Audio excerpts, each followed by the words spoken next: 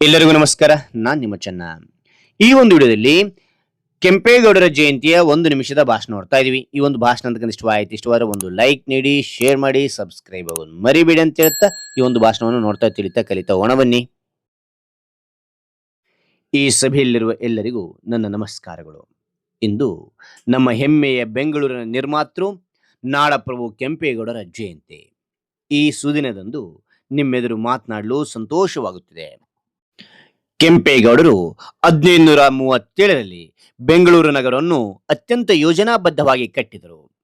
ಅಂದಿನ ಕಾಲದಲ್ಲಿ ಅವರು ವ್ಯಾಪಾರಕ್ಕಾಗಿ ಚಿಕ್ಕಪೇಟೆ, ಅಕ್ಕಿಪೇಟೆಯಂತಹ ಮಾರುಕಟ್ಟೆಗಳನ್ನು ನಿರ್ಮಿಸಿದರು.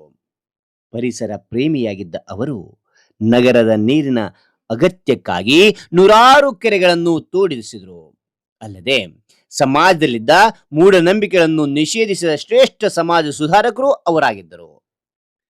ಸ್ನೇಹಿತರೆ, ಕೆಂಪೇಗೌಡರ ಶಿಸ್ತು ಮತ್ತು ದೂರದೃಷ್ಟಿ ನಮ್ಮ ಜೀವನಕ್ಕೆ ಮಾದರಿ.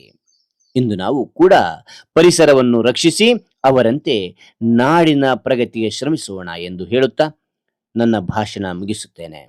ಧನ್ಯವಾದಗಳು. ಜೈ ಹಿಂದ್, ಜೈ ಕರ್ನಾಟಕ ಮಾತೆ, ಜೈ ಕೆಂಪೇಗೌಡ. ಹಾಗಾದ್ರೆ ಈ ಒಂದು ಭಾಷಣ ಅಂತಕ್ಕಂಥ ಇಷ್ಟವಾದ್ರೆ ಒಂದು ಲೈಕ್ ನೀಡಿ. ಒಂದು ಲೈಕ್ ಅನೇಕ ವಿಡಿಯೋ ಪ್ರೋತ್ಸಾಹ ತುಂಬ ಸಿಗುತ್ತೆ. ಇನ್ನೊಬ್ರಿಗೂ ಶೇರ್ ಮಾಡಿ ಸಾಧ್ಯ ಇಂಥ ಅನೇಕ ವಿಡಿಯೋಗಳ ಚಾನಲ್ ಸಬ್ಸ್ಕ್ರೈಬ್ ಆಗಿ. ಮತ್ತೊಂದು ಹೊಸ ವಿಡಿಯೋದಿಂದ ಬಿಟ್ಟಾಗೋಣ. ಬಾಯ್.